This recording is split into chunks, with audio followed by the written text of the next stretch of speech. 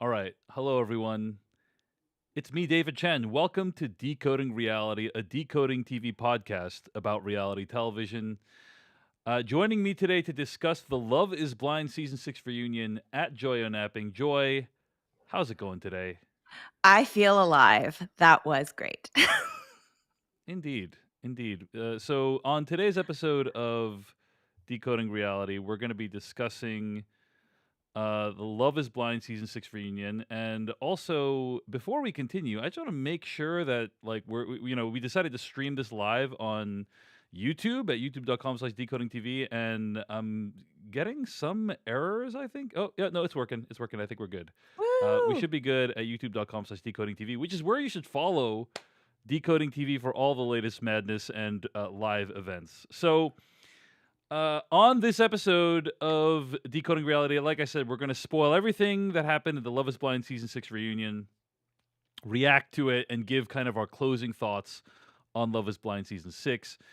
And Joy, you also had the chance recently to watch the first season of Love is Blind, correct? Yes, I started my watches of Love is Blind. I picked up in season 2, and it's always been a gap for me that I hadn't seen season 1. So I would say things like Tiffany and Brett are my favorite couple, and then folks would say, "But what about Lauren and Cameron?" And so I decided to be a completist and watch season 1. I'm almost through the After the Altars. It's amazing how I've like kind of known a little bit about these folks, but because I didn't really know who they were, my understanding from social media was like way off. But it's, been 4 or 5 years since that first season was filmed, and quite a lot of life has happened in the time. So I think it would be really fun for us to talk about it. What do you think? Yeah, we will do that at some point in the future before the next season of Love is Blind season 7. So that will be the plan. Of course, we always appreciate your feedback and messages and emails. You can leave a review for us at Apple Podcasts or email us at decodingtv@gmail.com. We'll probably be reading a few of your emails on the next podcast as well. So thanks to the ones of you who have sent in emails. We really, really appreciate it. All right. Let's start by talking about our overall thoughts on this Love is Blind reunion. And Lord knows we've watched many a Love is Blind reunion, and some of them have been truly god awful, often due to the terrible hosting skills of Nick and Vanessa Lachey. So our expectations are quite low when it comes to these reunions. Uh, what did you think of this reunion, Joy? Well, I was initially quite nervous. We didn't know it went live at 6 o'clock Pacific today.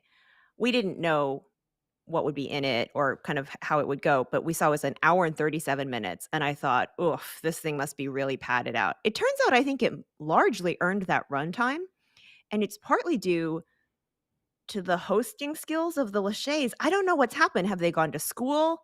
Um, are they being fed into their earpieces, like, way, way better questions from producers who went to school? Like, I don't know how it is almost like a completely different, um like, echelon of questioning that they were at.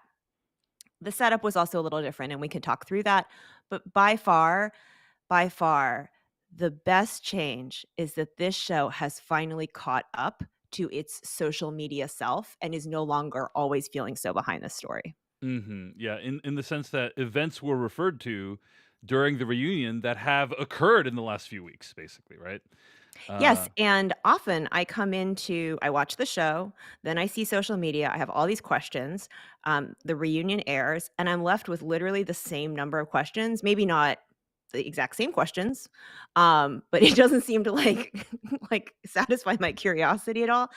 I feel like this has pretty much caught us up to where we are today, and I don't actually have that many questions left. I I can't believe. agree. I gotta say, I thought this was a highly enjoyable reunion that addressed pretty much everything that we could have wanted to know. Like 90 to 95% of the stuff I would have wanted to know was addressed.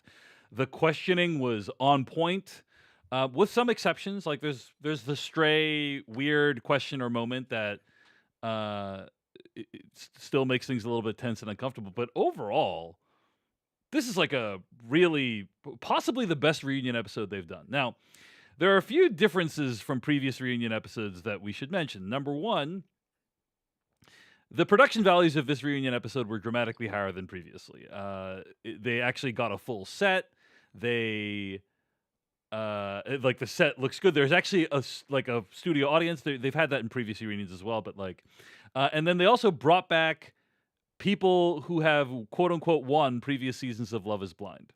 And that's the first time they've ever done that. To kind of those people have read questions and reacted and commented to some of the stuff going on They set. also mic'd every single one of those prior contestants so that when people had little like, "Ooh, what was that?" you could hear it. It wasn't something you had to intuit from what an audience member who isn't mic'd. Do you know what I'm saying? You Yeah. didn't have to read it just from their facial reactions, and so it made it feel a lot more interactive, like, the people who were from the prior seasons were just like us on the couch, like, interjecting. Yeah, that being said, a lot of people have voiced their discontent with this. Decider.com has an article already. Like, we are recording this Wow. minutes after the reunion, like, quote unquote, it stopped airing. Like, we watched it basically the minute it went live. And Decider has an article saying, Internet furious over past couples on Love is Blind season 6 reunion. Nobody cares. End quote. And that's apparently like nobody cares about the past couples. And some people think that it was obviously Vanessa's doing because she has in the past asked for a sacrifice of Love is Blind babies to be offered up. And the best way to do that is Oh. by getting previous members on who may or may not be pregnant, and several of them were. So, anyway, Well, uh, that's a dark reading, and I haven't had a chance to see this Decider article that was apparently, like, instantaneously spit out, in minute 10 of the reunion, but, internet furious, sure, whatever. I think, to me, the function of it was to break up the monotony of Nick and Vanessa having to moderate for hours, because what we saw was 97 minutes. That means they filmed probably 2.5, 3 hours of mhm. footage, and I feel like having prior cast members ask the questions kind of takes the edge off a little bit and makes it feel Mm, less like Nick and Vanessa are prying all the time. yeah, that's fair. That's fair.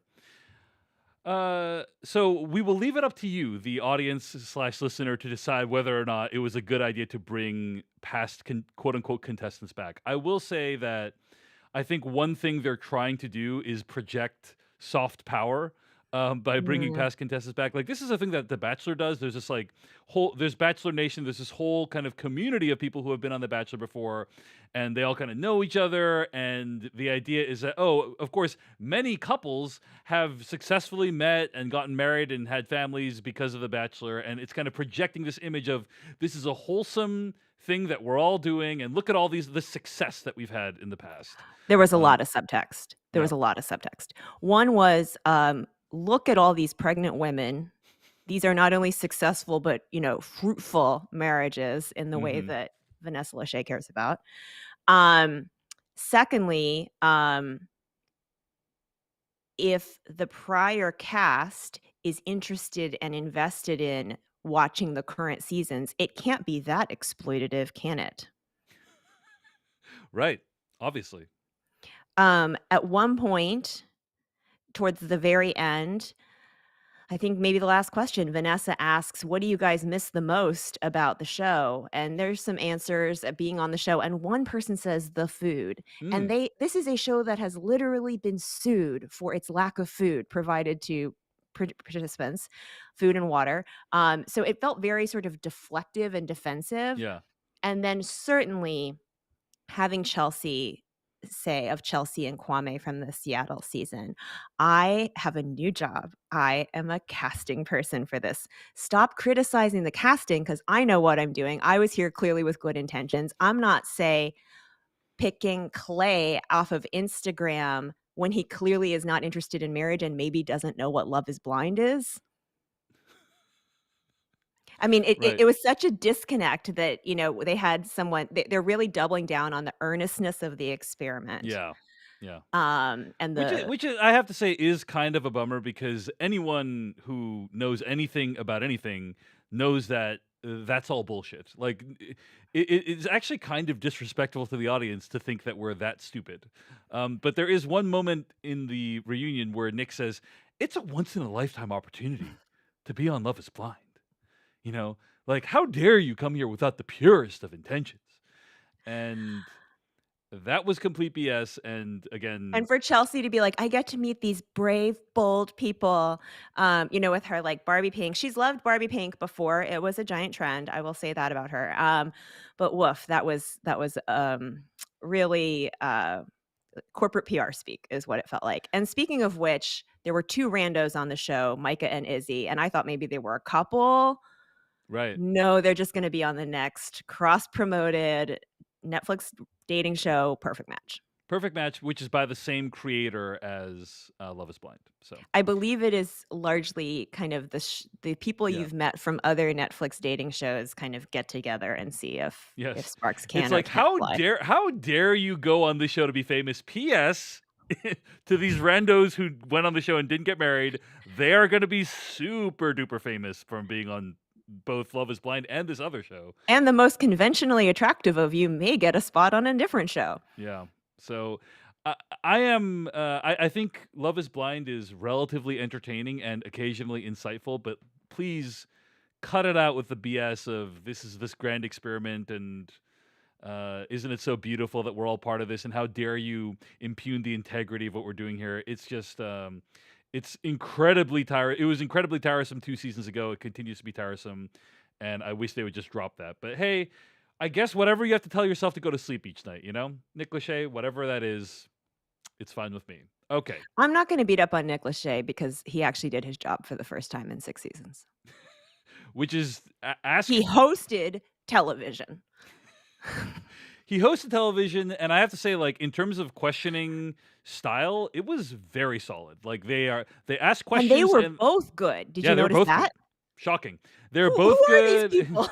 When they asked a question and it wasn't answered, they would like drill down on it and say, "Well, Yeah. actually, they would go back, and it was actually just really good interviewing overall, I would say. Solid. Yes. Solid and This was competent. not this was not a live show, so who knows how much of the terrible questions were edited out, but like what they were left with was very very solid. So, okay, they mainly focused on 3 to 4 couples during the course of the reunion, right?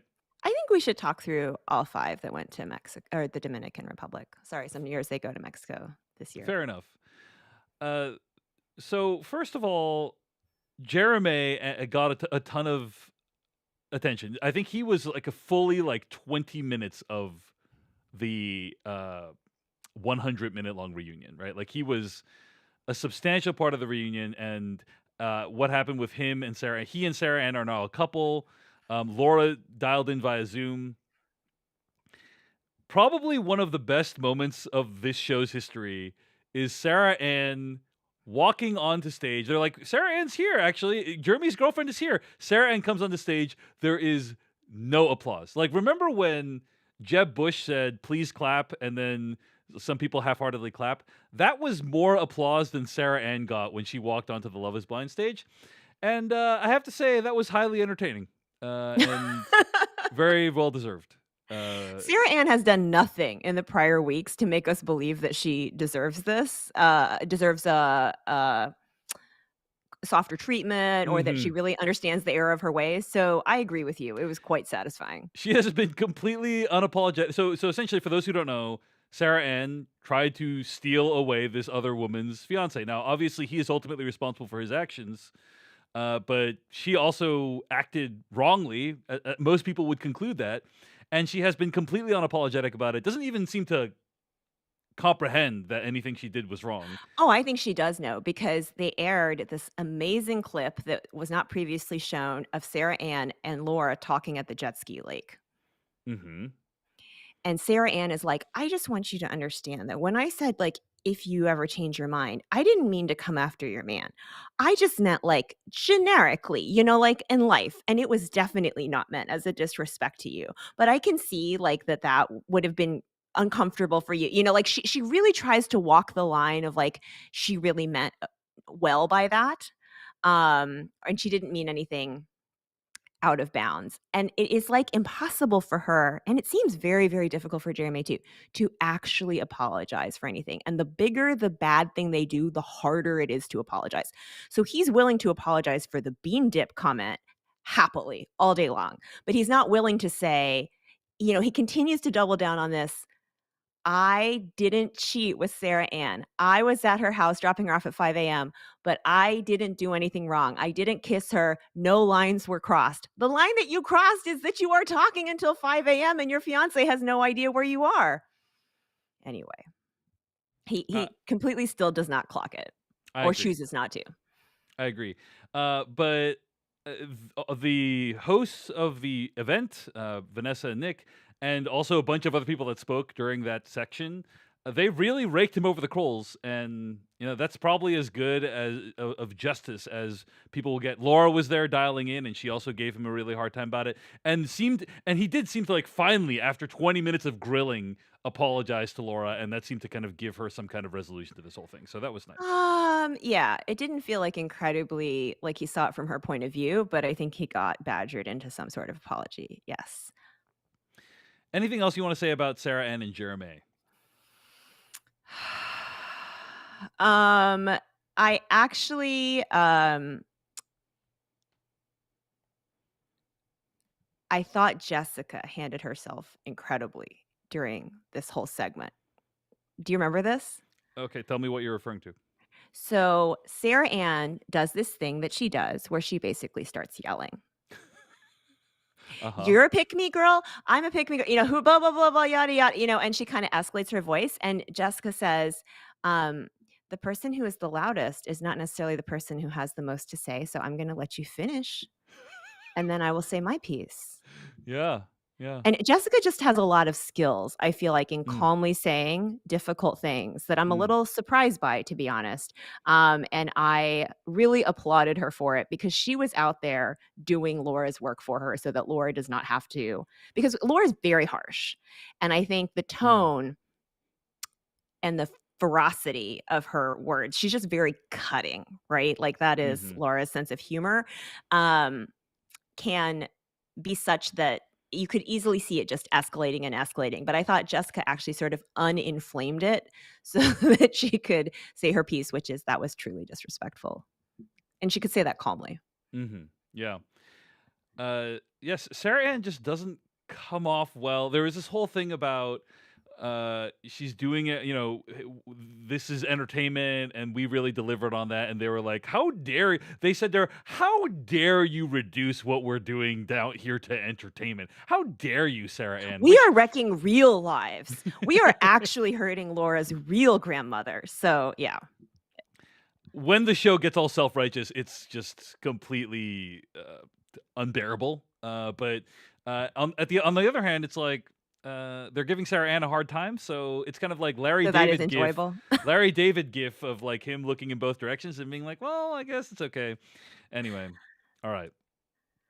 So that I also thought it was amazing, though, that they basically implied Sarah Ann and Jeremy are together, living together. It's been a year. It almost really is like, "Oh, he chose wrong. He should have been with Sarah Ann." right, That's the initial sense of the story. right, But after Laura is at the lake and is basically saying, "He told me he absolutely not never would have chosen you under any other circumstance under any circumstances where I said no to him," or whatever. Um, and then Chelsea's chiming in with, "Well, you've broken up several times when I've run into you." Like, it really felt like the cast was doing a lot of the moderating and bringing in the details, which hmm. I really appreciated. That's much better than watching Nick and Vanessa do it nonstop. I do think it's fascinating whenever they play back other, because they've recorded thousands of hours of footage, and so it's always fascinating when they play back other stuff that you just didn't have access to. And in the style of Anatomy of a Fall, you realize like by playing different clips, you can get an entirely different story of what a relationship is I like. And cannot believe they held that lake footage back. yeah, It was so good, and those episodes were a little boring. So, like, I really wish they had brought that back in. yeah. So probably the most emotionally impactful part of this whole thing was Clay and AD. I mean, just a really powerful segment of the reunion, I thought. I think both of us were getting emotional about it because Clay, for those who didn't watch, right, Clay seems to have deep regrets about how he dealt with the situation. and has sought therapy in the time since the events of the show, and has really taken responsibility. Unlike Jeremy, I didn't see any Oh my deflection. gosh. It You was like know, a totally like I wanted to shout, at Jeremy, "This is how you take responsibility for yeah, something." yeah. It was very powerful, and uh, I think we all knew he messed up the opportunity of a lifetime when he didn't say yes at the altar. He shouldn't have said yes before he was ready. That's true. But I think just the full weight of the impact of his decisions hitting him in this episode, really, really made an impression. Any thoughts I on that, think Joe? he was really honest. He was like, "She's walking down the aisle, I'm thinking this is my wife." They're asking, "Do you" Yeah. like, I can totally believe that he would be thinking these things back and forth, and, like, it's not I think Clay was not ready for marriage. I think if Clay knew that about himself better, he could have saved everyone a lot of pain by calling it off before the actual wedding day. So my guess is that, of course, we all wonder how Clay ended up on this show because he did not understand the premise and had not seen the show. Yeah. Which is Was pretty weird. outright asking about someone's looks and saying, "I can't get down on one knee without knowing what you look like." And it's like, well, again, that is the premise of the show. Um, so I Do you I I think? do Do you feel think like Chelsea cast Clay that was during one of the? my questions. I do feel like he was set up to fail a little bit, Yeah. but given that, it's obviously humbling and it's interesting, I actually thought from the trailer that maybe they were together. Hmm.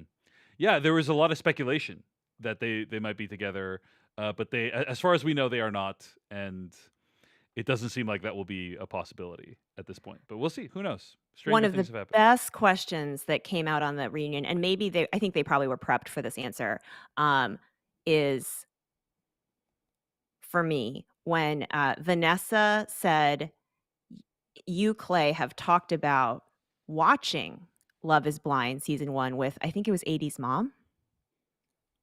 Hmm. And it wasn't season 1, it was a prior season, Yeah. and, noticing the men and saying, like, "That's what a real husband is like, that's what it should be like, I'm not like that. Who was it?" And it turns out it's Brett. Like, Yeah. my heart actually, like, hurt a little bit because I really admire Brett and Tiffany as a couple, but I knew where this might be going, and sure enough, it went into a conversation about, growing up, you know, under circumstances that are maybe not great, feeling like as Black men that you don't have enough role models, um, and I just thought it was a really lovely and honest moment between Clay and Brett, and that we would not have gotten if the old couples hadn't come to the show. Yeah. Yeah. That almost made it worth it. Almost. So I did appreciate that moment as well. And what Brett And was saying was like, it was great when we were on camera. I had lots of questions and doubts too, you yeah. know? And it's Yeah. okay to have doubt and still that doesn't mean you're, like, unworthy. Yeah. Yeah. So, I don't know. We'll see what happens. We'll see what happens between the 2 of them, if anything. Indeed. All right. Shall we move on to the next couple? Well, I'll just why don't we talk about AD and Matthew while we're here? Go ahead. Well, it's just revealed that they went on 2 dates together, which blew my mind. Were you surprised? Hmm. Things happen, in the show. So Well, it sounds like almost nothing would surprise me. I mean, they showed Micah and Izzy together, and it's like, are they actually like that? Would have been mildly surprising, but stuff happens. People meet, and yeah. So, well, I just think Matthew gives off a very creepy vibe in real life, so or I found his energy very, like, nervous and hmm. off-putting, so he apparently apologized real good, enough to get a second date, and then that was that, but, it's really interesting, like, the things, about them that didn't work out, it seemed like things you could have figured out in the pods, Hmm. Yeah. and so I was surprised that they hadn't figured that out sooner, but maybe he had, like, threatened to I mean, promised to run away with her slash threatened to take her out of this whole situation, and, maybe that cut their relationship short. They showed tape of Matthew from the pods, essentially saying the same thing to both AD and Amber, this other woman, right? Kind of, right?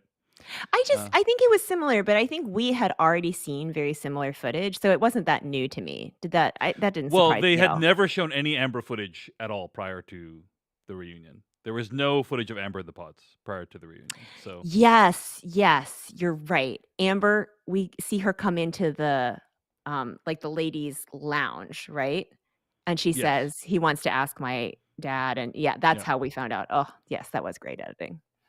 That must be really odd. I looked up Amber on Instagram. She has like 25,000 followers, and she is literally a side, like a subplot in someone else's story in the season. Like it just must be an odd feeling where you have a similar experience Yeah, to you many of the easily could have people. been a main You character easily too. could have been a main character, but then like you are just a they don't show any of you in the pods. And it's just You're like, not a wow, side plot, you're the plot twist.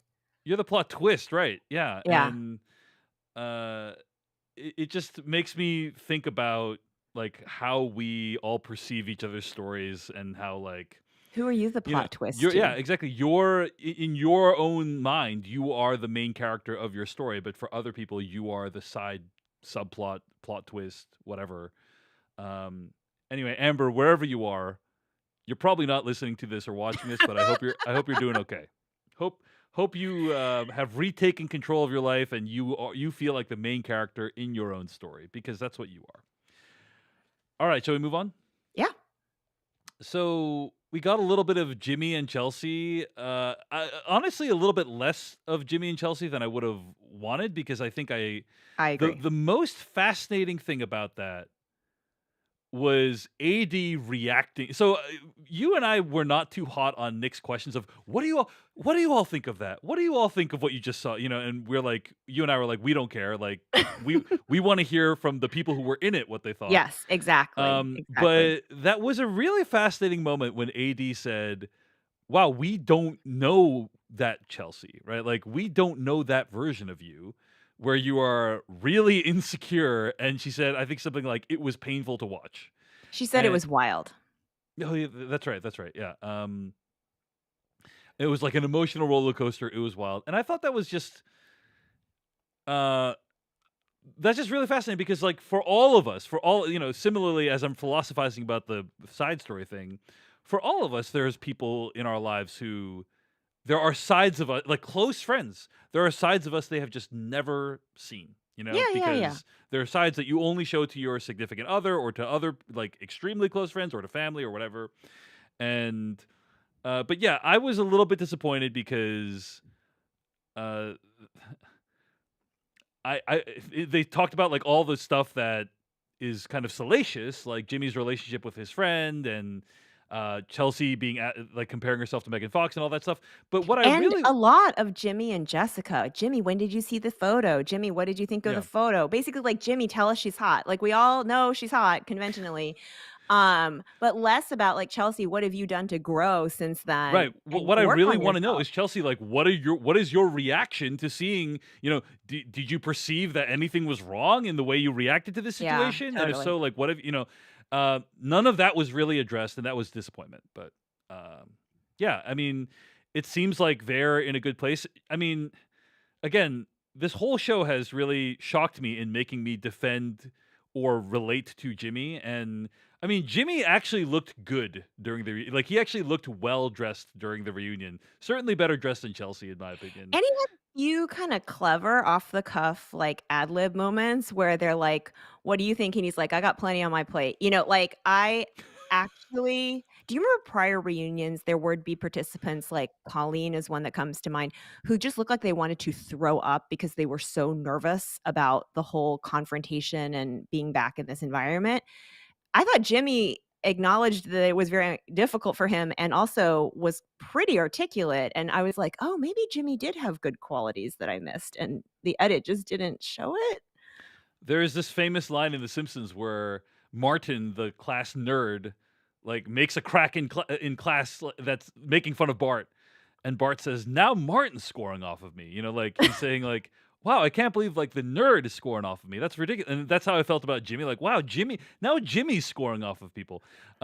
He definitely has his Jimmy's stock has gone up and up and up as the season has gone on. Between terminating the relationship with Chelsea and the reunion and kind of like coming off decently well. He has gone from a complete nothing burger to not necessarily someone we'd root for, but somebody who we'd find acceptable, right? Is kind of what I think. Terminating the relationship with Chelsea, which he admits he should have done a little Yes. earlier, A little bit. probably, Yeah. maybe before the Carowinds date. Uh-huh. Perhaps. But when he does actually break it off with her, he does it so well. He explains Yeah. why, and she's like, "Babe, this is like a road bump. People fight. Why aren't you fighting for us?" You know, like her whole like thing that she gets all wound up about. Yeah. Um, and he says, "Go ahead, reinforce why we're breaking up." Right. He's He like, this is what he's like basically says, this is why. This is it, you know? that was the moment, the inflection point for me from when he, like, left the 0 category and started to Mhm. enter hero. However, he does have, interestingly, a confrontation with Jessica. So, we are mostly seeing, um, in this reunion, people reacting to the events of the show and it airing, people reacting to social media that the cast have put on the show. There are social media fan questions that are being inserted into the show. But in this case, it was about media, which was interviews that Jessica has given and interviews that Jimmy has given. And it was really fascinating. They didn't follow up on it quite in real time. But Jimmy had claimed in an interview that Jessica stormed out 10 minutes into a date. And that was part of why he felt not sure about her when he was having to make a decision, and she took that very personally and Yeah. thought that was very unfair. So in addition to it being inaccurate, I think she just didn't like how it made her look temperamental, huffy, unreliable, whatever. Right. And proving once again that they are messy bitches that live for drama, the producers of the show cut in rather brilliant. I mean, this is up there with the what is it? Cole and The the Zenab cutie Cole and story. the Zenab Cuties thing where they just like smash cut to, Jessica says, somebody find the receipts. And then now I don't think they played the receipts live in the room. Clearly they didn't because there Yeah. was no follow-up, but yes. Yeah, but then smash cut to, hey, we're gonna show how long the date was, and like they had the date down to like the minute specific length. It's like 1 hour and 13 minutes. 23, yes. 1 hour 23 minutes, and then it's like 2 hours and 13 minutes total. It was like, wow, this is quite damning. Quite damning. And you know So what's interesting? I think that Jessica, again, proved to me, like, how she's able to hone in on the heart of the problem. She said, whatever number of minutes it was, it felt like 10 minutes to you mhm. emotionally, But he and presented I it don't as know the yeah. why you decided to go out and share that with the world, something that would Mhm. make me look bad. So he must have something on his chest, right? Like, she can feel that Yeah. about him. Yeah. Oh, speaking of chess, can we just go back for a second to where, uh well, no, we haven't talked about it yet. Trevor. Yeah, we gotta talk about Trevor. So they bring Trevor out, and then they directly address a rumor that has been going around, which is that Trevor was seeing someone before he went on the show and seeing someone after he went, like seeing the same person while he was on the show. I honestly, so we've recapped this show in multiple podcast episodes. I have never brought up this rumor because I thought this has to be fake. Wow, why is that? Because I thought, "Oh, the show's getting big enough that you could fake this for clout." Hmm. And just Oh, because you have because it's text. the woman he was with shared the text. That's the, like Right. that she was the Exactly. source of the text. So Um, I could go out there, I could fix some texts in Photoshop and I could make it look like I'm with whoever and I could get a jillion views and, if that's the fine, like I could easily do that. Um it just felt too inflammatory and impossible that someone could literally be basically coming out and saying I love you and I can't wait to spend our life together directly from the pods. Like, that's right. how fake it It, is. We think it, Clay is miscast on the show. Whoever is this guy is clearly, yeah, anyway. you were thinking this is so over the top ridiculous. There is no way this could be true. That was your reaction Correct. to this, right? Correct. And so, true to what you said earlier, which is the show catching up with reality, catching up with the Mhm. present day, right? And essentially getting to the point where they are factoring in or sort of incorporating stuff that has occurred in our time frame in the last like 4 weeks, right? They question Less than Trevor that. they Yeah. question Trevor about this, and Trevor just completely falls apart on the stand. He is completely obliterated by this question. And between raking Jeremy over the coals, Sarah Ann getting no applause, and then Trevor getting freaking annihilated. This all happened in the first 40 minutes of the reunion. It's like, are you not entertained? Like, we are destroying these people for your entertainment. Are you not entertained? And my answer is moderately. Moderately, I am entertained by this. Um, Another messy bitch move is when they opened up the reunion, they said, "Countdown to Trevor, 29 minutes and Yeah, 57 seconds, 56 seconds, 55." So, for those who aren't even on social media enough to know what happened with Trevor, they're like, "Oh, fuck. What's about to go off? It's a bomb." And it was. It truly was. it's because basically Trevor admits that he was in what he describes as a toxic relationship and that he was willing to commit fully to the events of the show. But the thing is, it took him quite a bit of time to even blurt that out. Like he seemed to be completely I was speechless, watching dumbstruck. someone dissociate, Yeah, yeah, basically. I felt like I was watching someone soul leave their body. It reminded me honestly a little bit of Cole, and I did feel for him a little bit as a human because he chose to come on this show knowing he was gonna get annihilated, right? Knowing there's at least a pretty good right. chance he's gonna get raked over the coals, and he sat there so quietly for so Yeah, long, staring into the middle distance, and then he finally said, "I have something I prepared to say, but I really don't know what to say." And I actually thought, are they just going to let him sit there and not ask any follow-up questions? and they And kind of did for a while. occasionally I have gotten so flooded in an emotional discussion that I really do struggle to find words or even think thoughts. So I just felt so bad for him that everyone had to watch that. But his explanation I thought was actually I don't think he should have gone on the show, because obviously somebody else's heart can get really, really broken in a situation like that. But I thought his explanation was believable and that he was telling the truth. Yeah, totally, totally.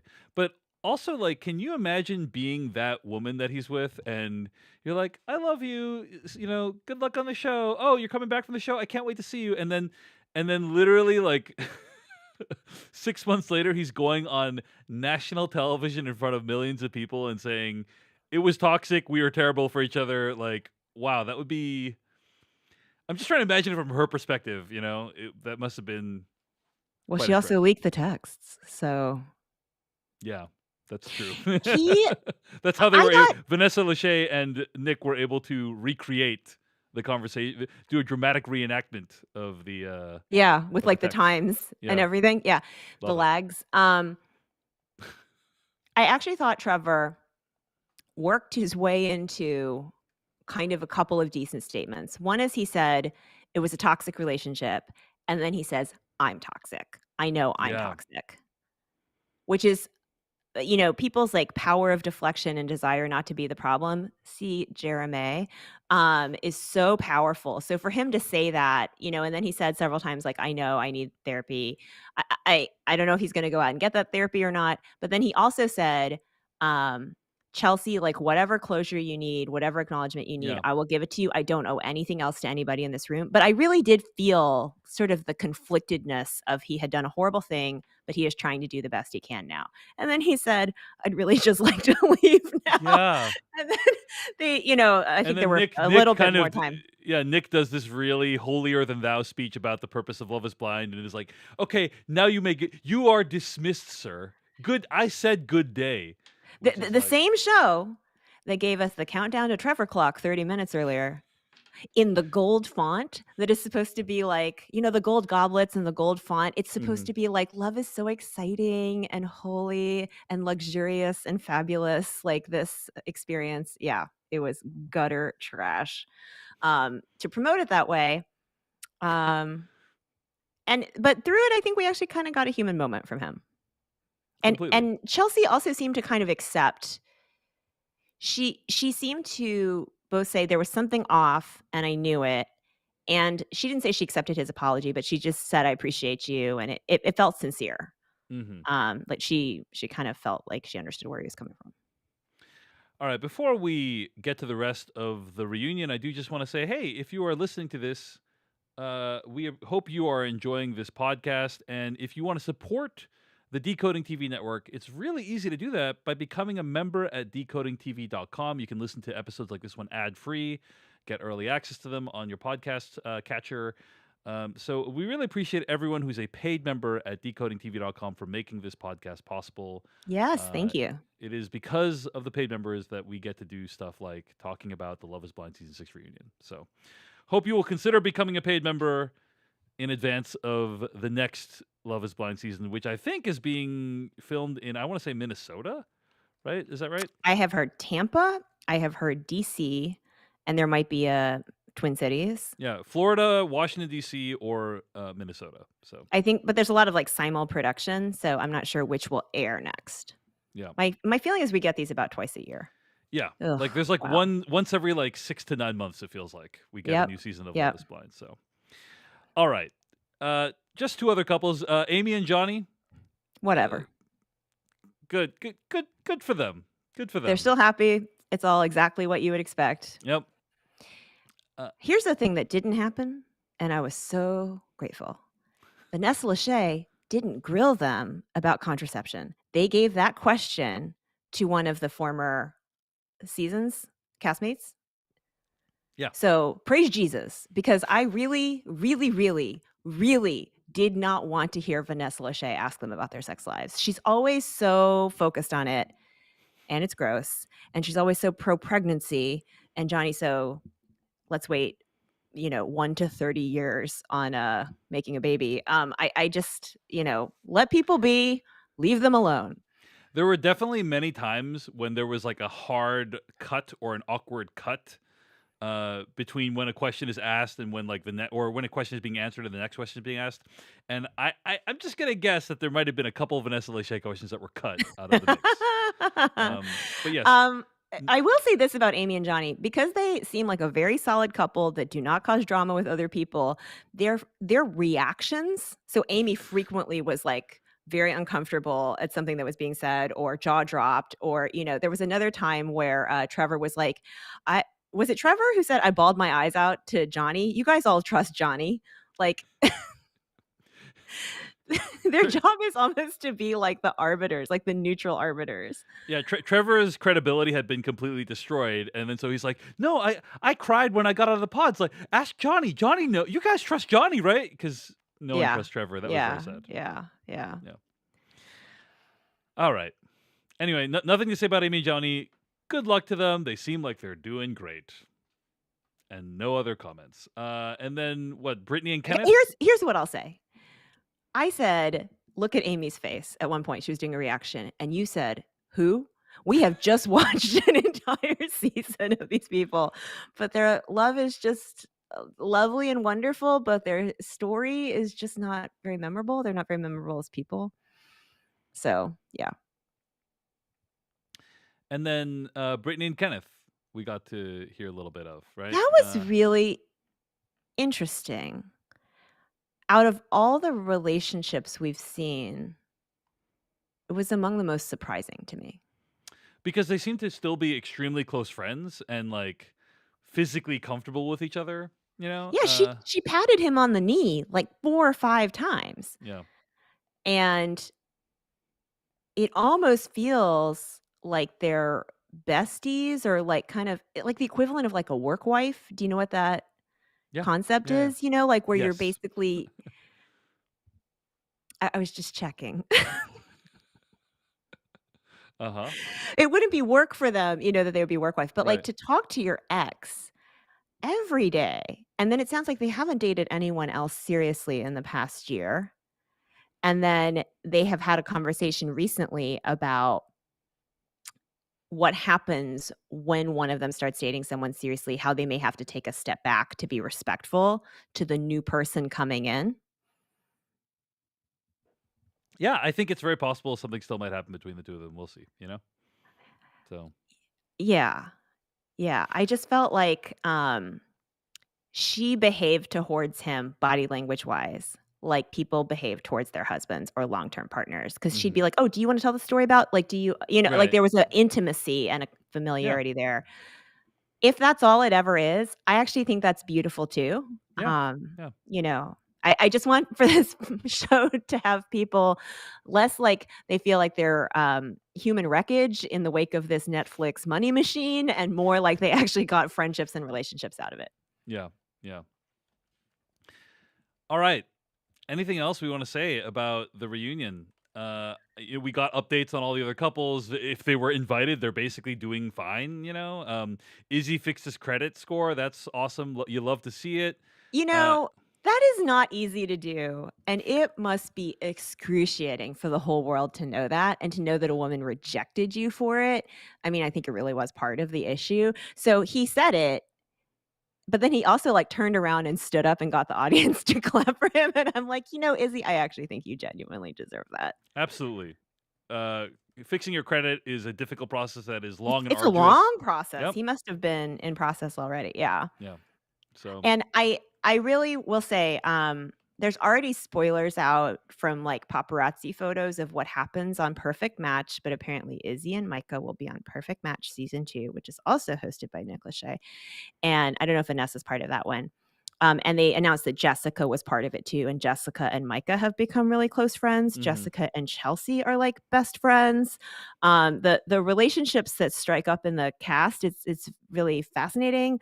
Um I would not have predicted those specific personalities to all be besties with each other, but whatever, we only see a limited edit. Indeed.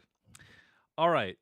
Zach and Bliss are having a baby, and who knows? We might bump into them at the Pike Place Market, in Seattle. So I that's was exciting. staring at their baby shower venue, like, trying to figure out, do we know where that is? Yeah. It was the Seattle season all over again. So they're expecting, Alexa and Brennan are expecting, and then Giannina's expecting, but not with the person she was on the With show some with. random guy.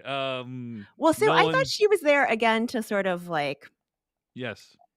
produce the visible fertility vibes, but also because I'm pretty sure, well, she said she was booked to do Perfect Match, and then she met this guy instead. This guy Hmm. they didn't mention was, I believe, the runner-up on The Bachelorette. Hmm. So, I think she's really a reality star, but she was a social media influencer previously. I feel like this is the perfect life for her. Isn't it weird that Shane from the other season has been on like multiple reality shows, and it's like, isn't it weird that people like do a reality show, they're like, I guess this is what I'm doing now, or like I'm doing this for a little while, and it's like, I guess like if people like you or find you compelling, then that would make you suitable for another reality show. But for me, I guess I would think of going on a reality show as like a singular event. I do that, and it's like, you know, Do you think maybe that's why you're not applying to be on reality yeah. I mean, shows? You're not. I just did jury duty, not the reality show, but just the actual jury duty, and it's like I could not do that again for the rest of my life. Like it feels like it's kind of one of those things where it's like, okay, I do that, and it's like I've had the experience, and I'm happy, and now I'm But done. then you go back to your regular life, Yeah. you're doing your regular job, and then some bottled water with CBD company comes and offers you $50,000 to make an Instagram post, and you're like, "How can I get more of that CBD water money? Yeah, Maybe I should absolutely. go on another show." This is a lot Yeah. easier than working a whole year for $50,000. Yeah, absolutely, absolutely. All right. Anything else to say about the That reunion? I honestly just felt dazed, through the whole thing because I was like, "This is a high density of high quality things I am excited to see," and the rest of the show is paced actually quite slow, in my Yeah, opinion. yeah. So I just really couldn't believe, like, could they have finally gotten it right? Like, it was the question I was asking myself.